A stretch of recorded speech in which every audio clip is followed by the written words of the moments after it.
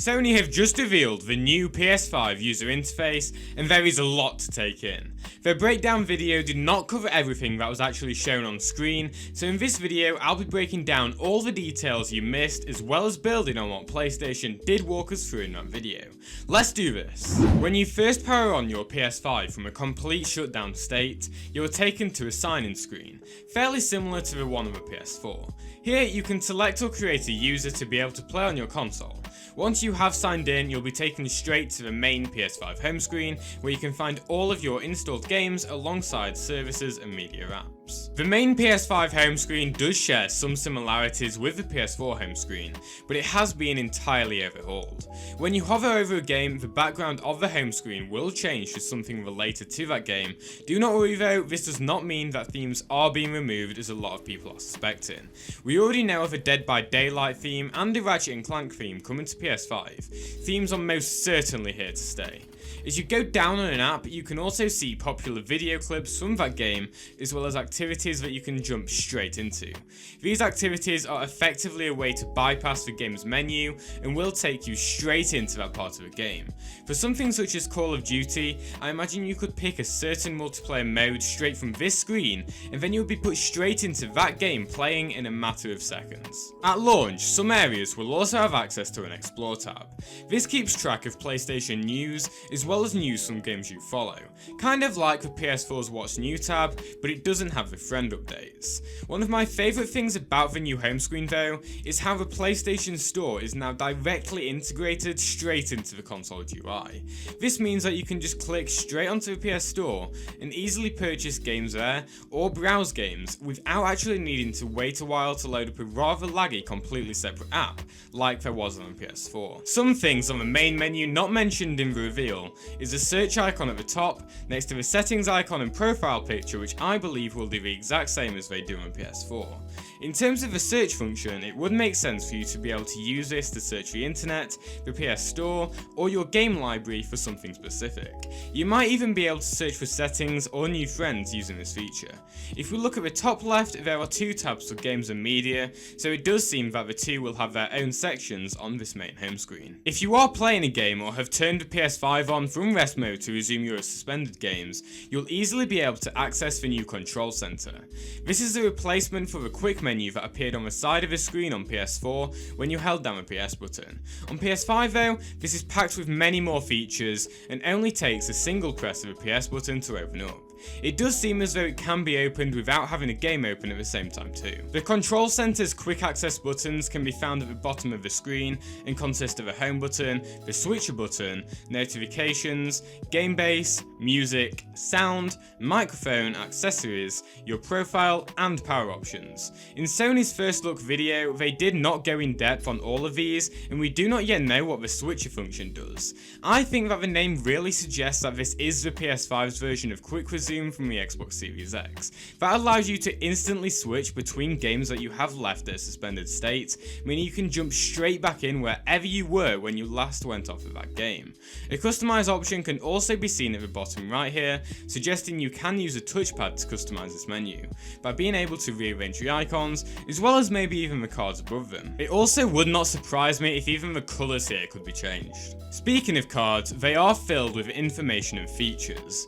One of the cards is very similar to the Explore function, showing you news on your favourite games. Another one shows recently captured screenshots or gameplay clips with the exact date and time you captured it. Most of the other cards are known as activities, allowing you to jump in between levels without needing to go through all of the game's own menus. These activities also show you your progress through that section, along with a predicted length of time left to complete it.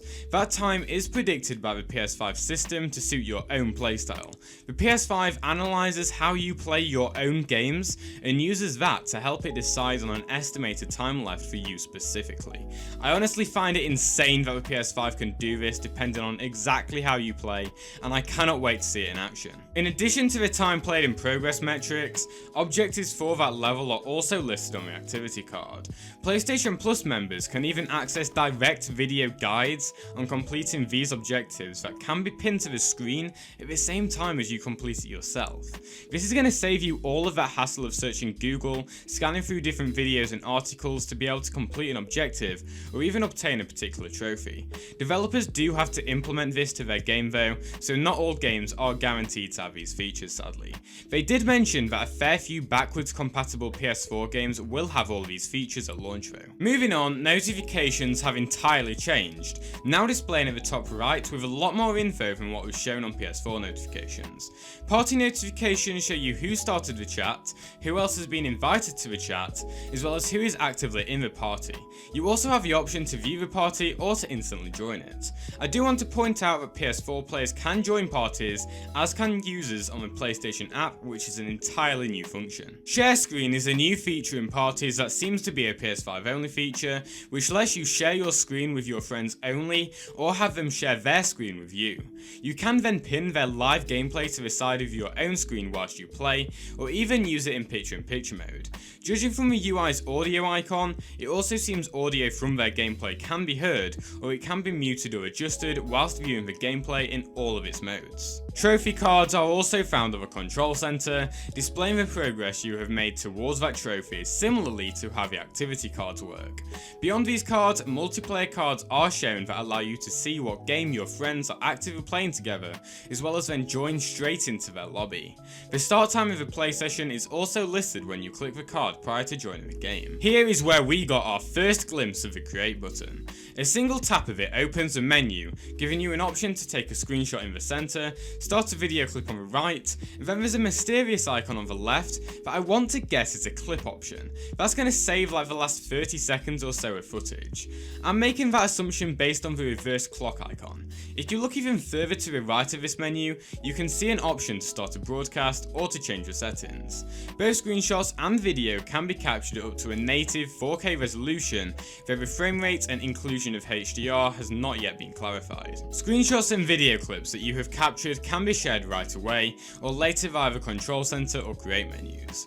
In the Control Centre, we can clearly see the screenshot just taken in Destruction All-Stars, and that photo can then be edited, deleted prior to sharing, or you can just share it straight to a supported social media platform or a group.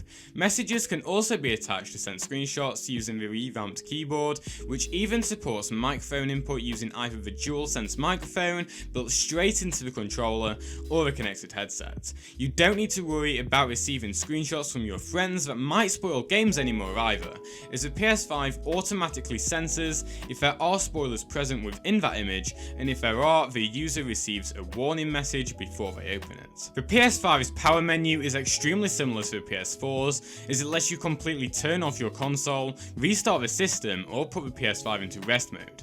It's clearly written here that when in rest mode, USB ports remain powered to charge controllers, updates can be downloaded, and open games are kept in a suspended state, ready to be instantly resumed next time you start up your PlayStation 5. If you want to be completely prepared for a PS5 launch, I'll be bringing you all the best tips, tricks, and guides, so if you want to get the most out of your PS5 or PS4, then please consider subscribing to my channel, as well as enabling all notifications so you don't miss out on another one of my uploads. I really want to know your thoughts on what we have seen of the PS5's UI so far, so leave your rating out of 10 in the comments. Also, if you want to know why your trophy level has suddenly taken a huge jump up, then click the video on screen now. Anyway, that's all for me in this video, and I'll see you in the next one.